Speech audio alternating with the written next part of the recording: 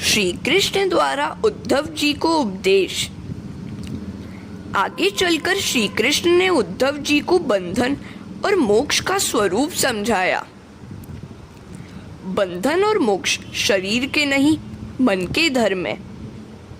हे उद्धव, यह जीव मेरा ही अंश है, फिर भी अविद्या के कारण बंधनों में फंसता है।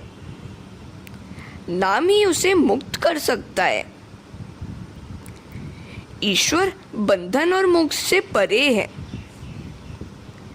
जीव कर्मों से बंधा हुआ है, किंतु ईश्वर तो नित्य मुक्त है। इस संसार में आत्मज्ञान वाला मुक्त है और अन्य सब बंधे हुए हैं। जिस व्यक्ति के प्राण, इंद्रियां, मन, वृत्तियां तथा बुद्धि संकल्प रहित है, वह देहधारी होते हुए भी देह गुणों से मुक्त है। साधु पुरुषों और भक्ति के लक्षणों का भी श्री कृष्ण ने वर्णन किया। उन्होंने सत्संग की महिमा का वर्णन करते हुए कहा, वृत्रासुर, प्रहलाद, बलि राजा, विभीषण, सुग्रीव, हनुमान, कुब्जा, व्रज की गोपियां आदि सत्संग के द्वारा ही मुझे प्राप्त कर सके थे। वे वेदों से भी अज्ञात थे और उन्होंने तब भी तो नहीं किया था। फिर भी सत्संग प्रेरित भक्ति के कारण वे मुझे पा सके। सत्संग से पशु पक्षी तक की जीवन सुधर जाते हैं। कामी के साथ रहकर ध्यान आदि नहीं हो पाएगा। उद्धव, मनुष्यों के संग में बसकर मनुष्य बन पाना सरल है, किंतु ब्रह्मनिष्ठ हो पाना बड़ा कठिन है। सो हमेशा सत्संग में रहने का ही प्रयत्न करना। फिर भगवान ने संसार वृक्ष का वर्णन किया। संसार वृक्ष के बीज हैं पाप और पुण्य, वासनाएं मूल है, सत्व, रज और तमोगुण तने हैं, इंद्रियां और मन डालियां हैं, विषय रस है, सुख और दुख फल है। विषयों में फंसा रहने वाला भोगी दुखी होता है।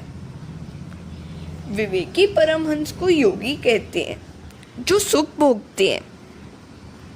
उद्धव जी ने भगवान से पूछा, मनुष्य जानता है कि विषय दुखदायी है, फिर उन्हें भोगने की इच्छा वह क्यों करता है? विषय मन की ओर जाते हैं या मन विषय की ओर? भगवान कहते हैं, यह रजोगुणी मन मनुष्य को विषयों में फंसाता है। पहले मन विषयों की ओर जाता है और फिर उन विषयों का आकार धारण करके विषयों को अपने में बसा लेता है। मन विषयाकार हो जाता है। मन स्वयं विषय युक्त बनकर जीव को सताता है। विषयों का चिंतन प्रभु भक्ति में बाधक है। ईश्वर स्मरण चाहे न हो पाए, सांसारिक विषयों का चिंतन तो कभी न करो। मन को विषयों की ओर जाने ही नहीं दो।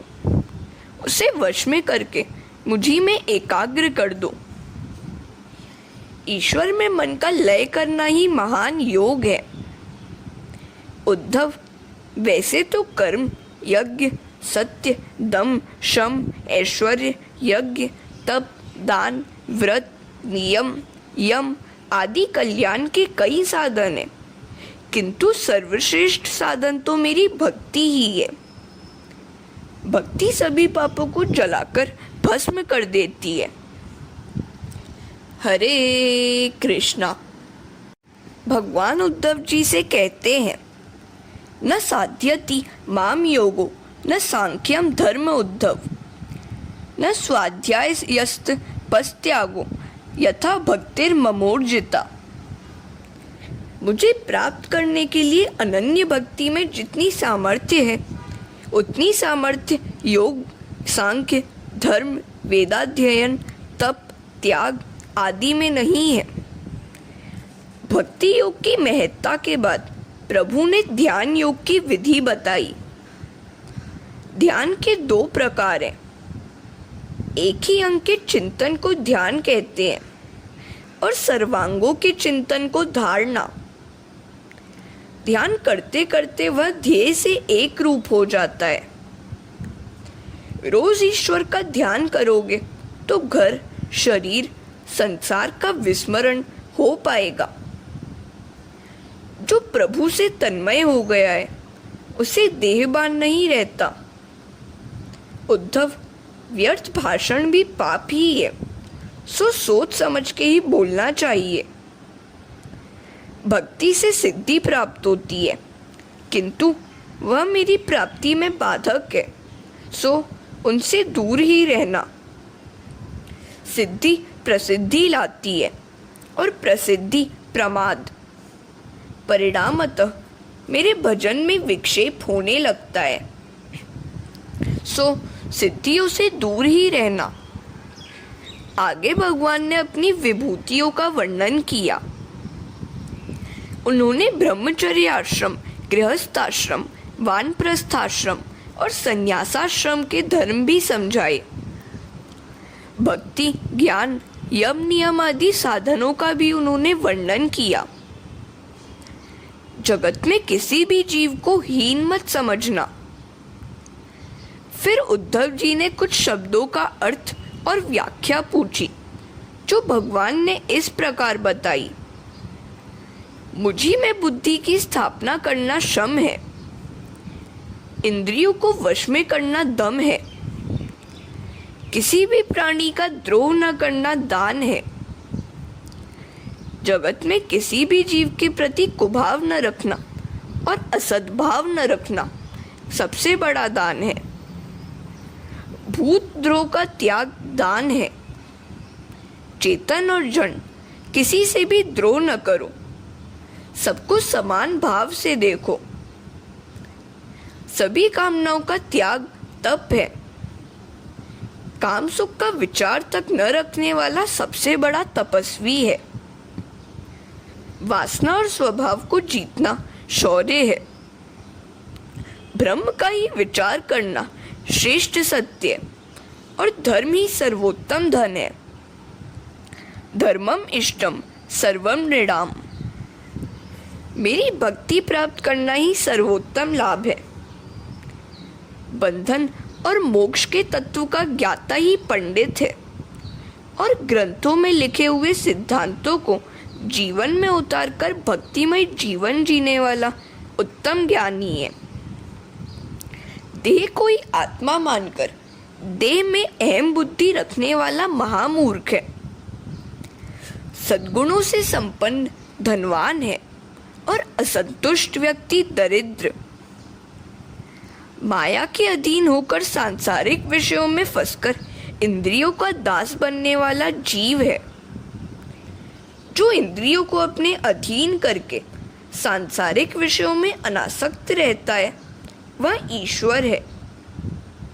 न केवल बाहर के अपितु भीतर के शत्रुओं का नाश करने वाला जितेंद्रिय ही सच्चा वीर है।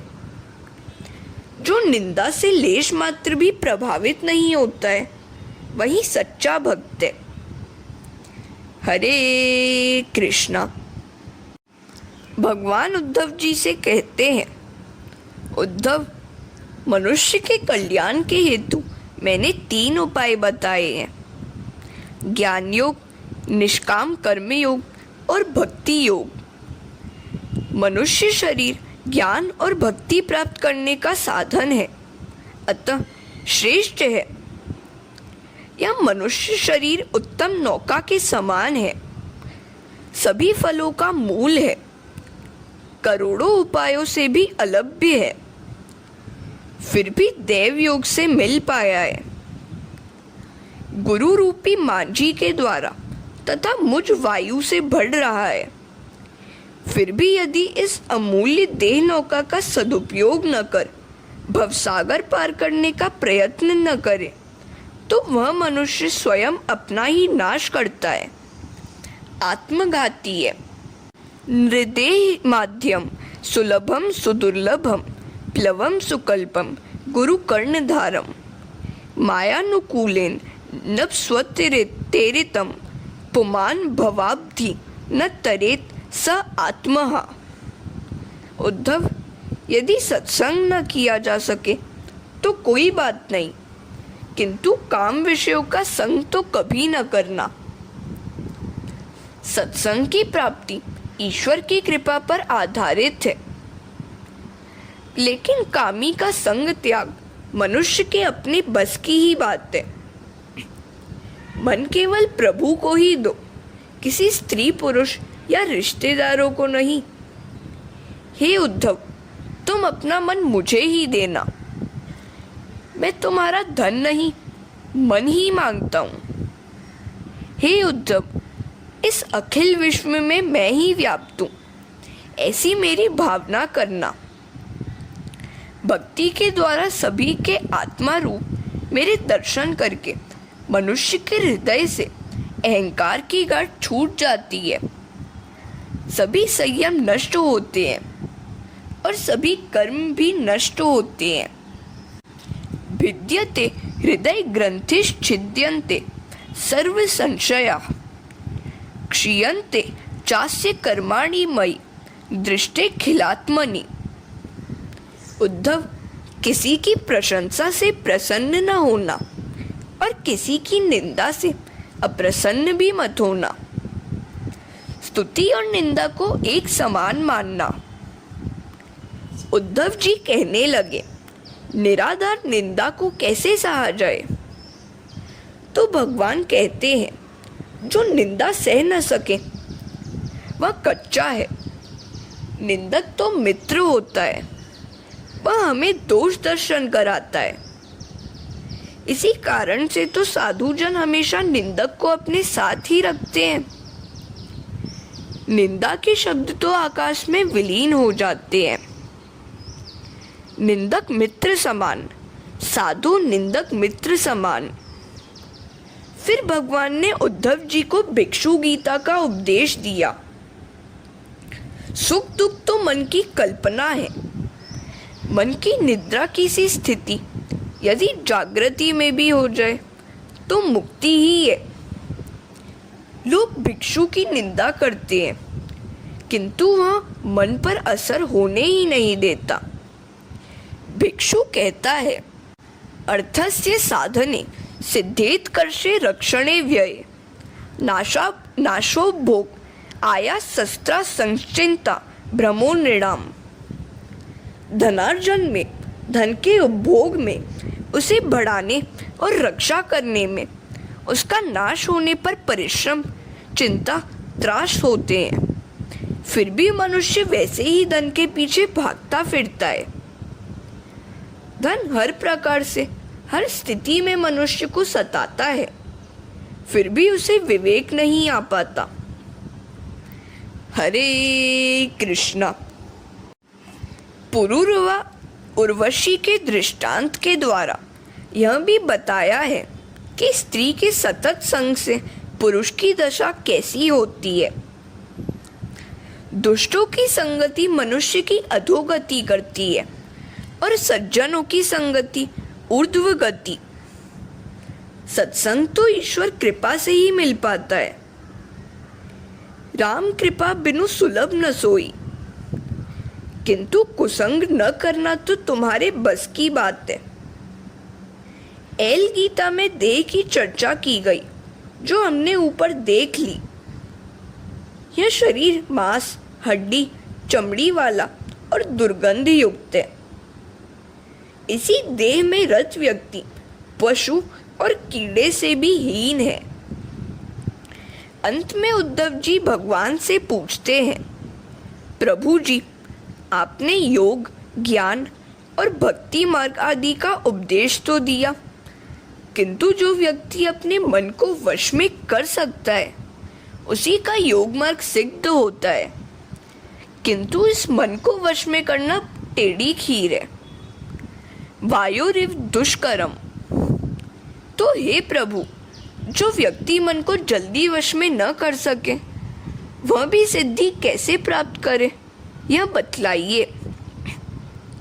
श्री कृष्ण कहते हैं, उद्धव जी, अर्जुन ने भी मुझसे यही पूछा था। मन को अभ्यास और वैराग्य से वश में किया जा सकता है, किंतु सरल मार्ग तो है मेरी अव्यभिचारी भक्ति। भक्तजन अनायास ही ज्ञानी, बुद्धिमान, विवेकी और चतुर हो जाता है तथा मुझे प्राप्त करता है। भक्ति के साधन कहो बखानी, सुगम पंथ मोहि पावहि प्राणी। इस सरलतम भक्ति मार्ग की जितनी भी प्रशंसा की जाए कम ही है। भक्ति स्वतंत्र है, उसे किसी क्रियाकांड आदि का सहारा नहीं लेना पड़ता, वह सबको अपने अधीन कर लेती है। ज्ञानी और कर्मयोगी को भी इस भक्ति रूपी उपासना की आवश्यकता रहती ही है।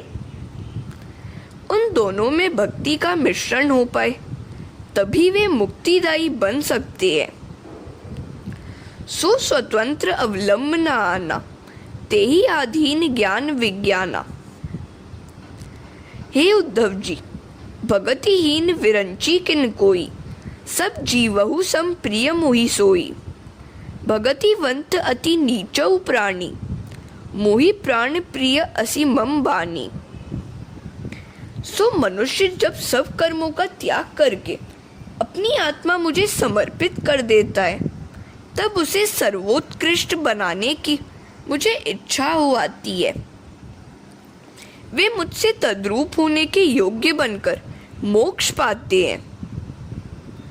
औरों की निंदा न करना, जगत को सुधारने का व्यर्थ प्रयत्न भी न करना, अपने आप को ही सुधारना।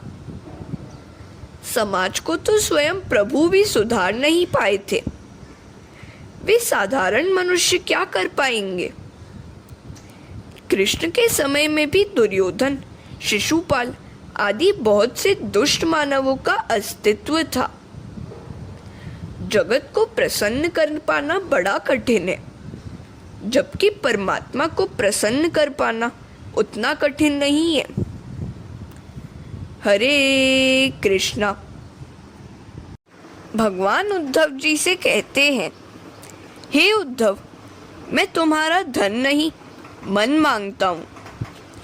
मन देने योग्य तो केवल मैं परमात्मा ही हूँ। मैं तुम्हारे मन की बड़ी लगन से रक्षा करूँगा। मैं सर्वव्यापी हूँ, तुम मेरी ही शरण लो। उद्धव, मैंने तुम्हें समग्र ब्रह्म ज्ञान का दान दिया है। इस ब्रह्म ज्ञान के दाता को मैं अपना सर्वस्व देता हूँ। अब तो तुम्हारा मोह, शोक आदि दूर हो गए हैं ना। उद्धव ने भगवान को प्रणाम किया और कहा, अब मैं और कुछ भी सुनना नहीं चाहता। जितना सुना है उस पर मनन करना चाहता हूँ। श्री कृष्ण कहते हैं, उद्धव, अब तुम अलकनंदा के किनारे बद्रिकाश्रम में रहकर इंद्रियों को संयमित करके ब्रह्म ज्ञान का चिंतन करो। अपना मन मुझी में स्थिर करो। वैसा करने पर तुम मुझे प्राप्त कर पाओगे। बद्रिकाश्रम योग भूमि है, वहाँ प्रभु की प्राप्ति शीघ्र ही होती है। उद्धव जी कहते हैं, प्रभु आप भी मेरे साथ चलिए। भगवान कहते हैं, उद्धव, मैं शरीर के साथ तो अब वहाँ नहीं जा सकता। मैं चैतन्य स्वरूप से तुम्हारे हृदय में ही हूँ, तुम्हारा साक्षी हूँ। सो चिंता न करना। तुम जब आतुरता और एकाग्रता से मेरा स्मरण करोगे, मैं उपस्थित हो जाऊंगा। अन्यथा वैसे तो अकेले ही आना जाना है। जगत में सभी जानते हैं कि अकेले ही जाना है, फिर स्त्री पुरुष एक दूसरे में आसक्ति क्यों रखते हैं। इस संसार के सभी संबंध मिथ्या हैं, असत्य हैं। एक श्रीमंत नगर सेठ का जवान पुत्र रोज एक महात्मा की कथा सुनने को जाता था, किंतु समय से पहले उठकर चला जाता था। तो महात्मा ने एक दिन उससे ऐसा करने का कारण पूछा। युवक ने कहा, महाराज, मैं अपने माता पिता का एकमात्र पुत्र हूँ। यदि घर लौटने में कुछ देरी हो जाए तो वे मुझे ढूंढने निकलते हैं और मेरी पत्नी भी मेरे लिए अपने प्राण बिछाती है। आप संसारियों के संबंध को मिथ्या बतलाते हैं, किंतु आपको कोई अनुभव तो है नहीं। महात्मा कहते हैं, यदि ऐसा ही है तो हम उनके प्रेम की परीक्षा क्यों न कर लें। यह जड़ी बूटी तू खा ले, तेरा शरीर गर्म हो जाएगा। मैं उपचार करने आऊंगा, फिर वहां जो होता रहे वह तू देखते रहना। उस युवक ने महात्मा के आदेश का पालन किया। उसका शरीर एकदम गर्म हो गया। माता पिता ने घबराकर कई डॉक्टरों और वैद्यों को बुलाया, किंतु उनके उपाय कारगर न रहे। युवक की पत्नी भी कलप रही थी। इतने में वह महात्मा वहां आ पहुंचे। सभी ने उनसे पुत्र का इलाज करने की प्रार्थना की। महाराज ने चिकित्सा करते हुए कहा, किसी ने जादू टोना कर दिया है, मैं उपाय कर सकता हूँ। उन्होंने एक बर्तन में पानी मंगवाया और उस पुत्र के मस्तक पर से जादू टोने को उतार कर कहा, मैंने मंत्र शक्ति से उस जादू टोने को इस पानी में उतार लिया है। अब यदि इस युवक को बचाना चाहते हैं तो यह पानी किसी को पीना पड़ेगा। सभी ने एक साथ पूछा, महाराज, किंतु इस पानी को पीने वाले की क्या दशा होगी। महात्मा ने कहा, वह शायद मर भी जाए, किंतु यह युवक बच जाएगा। सो तुम में से कोई यह पानी पी जाओ। युवक की माता ने कहा, मैं अपने लाडले के प्राण बचाने के लिए यह पानी पीने को तैयार हूँ, किंतु मैं पतिव्रता हूँ। मेरी मृत्यु के बाद मेरे वृद्ध पति की सेवा कौन करेगा। युवक के पिता ने कहा, मैं यह पानी पी तो लूं, किंतु मेरी मृत्यु के बाद इस बेचारी मेरी पत्नी की क्या दशा होगी। वह मेरे बिना जिएगी ही कैसे। महात्मा ने विनोद किया, तुम दोनों आधा आधा पानी पी लो, दोनों के सभी क्रियाकर्म एक साथ हो जाएंगे। युवक की पत्नी से अनुरोध किया गया तो उसने कहा, मेरी वृद्धा सास ने तो संसार के सभी सुख भोग लिए हैं। मैं तो अभी जवान हूँ, मैं तो अभी संसार के सुख देख ही नहीं पाई हूँ, मैं क्यों मरूं।